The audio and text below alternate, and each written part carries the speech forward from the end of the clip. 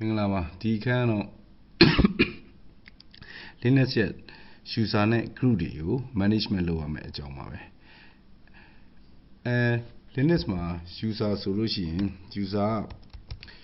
when the music is or Sabimagino use on the music de Lupio, a cucino, Susa do music de Lupia Mido Piome. Susa do mu by less or Subaru Sapide, root, no? Now the Kuaro, to the Agaro, no me use Sava. No, the Jango, you know, shape video might be okay. And now the Kula Maro, system user.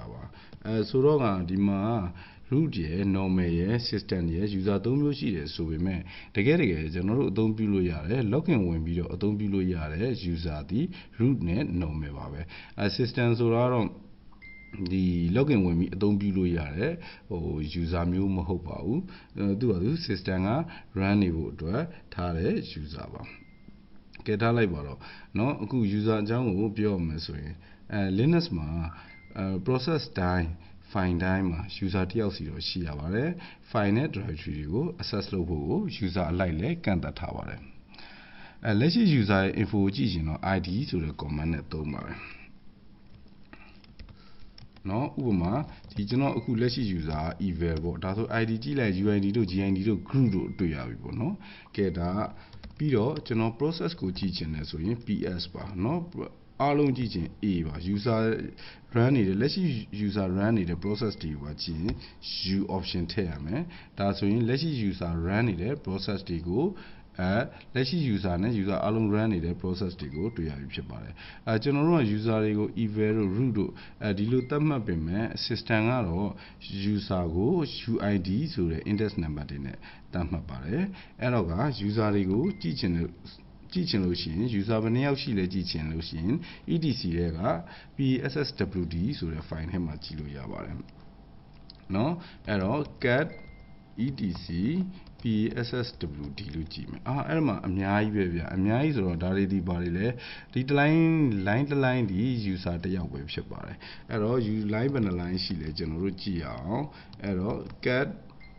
etc PSSWD ဆိုပြီးတော့ကျွန်တော်တို့ pipe ခံပြီးတော့input အနေနဲ့ word count command တွေကိုသွင်းပေးလိုက်မယ် word count မှာကျွန်တော် line သိချင်တော့line ဆိုတော့ option ထည့်ပေးလိုက်မယ်ကဲအဲ့ဒါဆို41ယောက်ဒါဆိုရင်ဒီစနစ်မှာ user 41ယောက်ရှိတယ်လို့ဖော်ပြပါတယ်အဲ့တော့ကျွန်တော် group အကြောင်းလေးနည်းနည်းပြောအောင်group ကလည်းကျွန်တော်တို့ group မှာ system group နဲ့ normal group ဆိုပြီးတော့နှစ်မျိုးရှိတယ်ဗျကဲ system group ကတော့ထားပါတော့เนาะ system user system group ပေါ့เนาะအဲ့ဒီအကြောင်းကိုပြောကျွန်တော် normal group တွေအကြောင်းပြောအောင်normal group မှာ primary group နဲ့ supplementary group ဆိုပြီးတော့နှစ်မျိုးရှိရဗျprimary group ဆိုတော့ပါလေ primary group ဆိုတာကတော့ user အသစ်တစ်ခုဖန်တီးလိုက်မယ်ဆိုရင် group တစ်ခုလည်းဖန်တီးပါတယ်အဲ့ဒီ group name ဟာ user name နဲ့အတူတူပါပဲဥပမာကျွန်တော်စီမှာ eval ဆိုတဲ့ user name ရှိတယ်အဲ့ဒါဆို तू က eval ဆိုတဲ့ group တစ်ခုရှိပါတယ်သူ့ရဲ့ private group ပေါ့ဒါကြောင့်ဒီကျွန်တော်တို့ normal group ကို primary group နဲ့supplementary group ဆိုပြီးတော့နှစ်မျိုးရှိတယ်အခုဒီ private group တွေက primary group ပါပဲအဲ့တော့ primary group ဒီ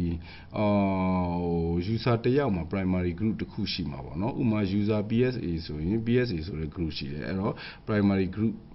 တစ်ခုပေါ့နော်user root ဆိုရင်လည်းprimary သူ့ရဲ့ primary group က root ပါပဲเนาะကဲထားလိုက်ပါတော့ကျွန်တော်တို့အများဆုံးအလုပ်လုပ်ကြမှာတော့ supplementary group ပါ supplementary group ကတော့ဟိုတခြား group တွေပေါ့ကျွန်တော်တို့ group တွေ add လုပ်ရတယ်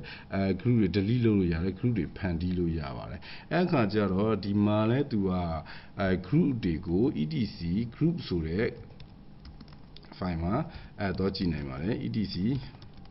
group ဆိုပြီးတော့เนาะsorry etc ect ဖြစ်နေပါလားetc group ပေါ့နော်ဟုတ်ပြီအဲ့ဒီကောင် group ဘယ်နှခုရှိလဲဒီစနစ်မှာကြည့်အောင် get etcနော် group pipe ခံပြီးတော့ကျွန်တော်ဘာနဲ့ကြည့်မလဲ word count နဲ့ကြည့်မယ် line ဘယ်နှ line ရှိလဲကြည့်line က68 line ရှိတယ်တစ် line တစ် line က group တစ်ခုပါပဲအခု line က68 line ရှိတယ်ကဲနောက်တစ်ခုကျွန်တော် user user တွေအတွက်ကျွန်တော်ဒီ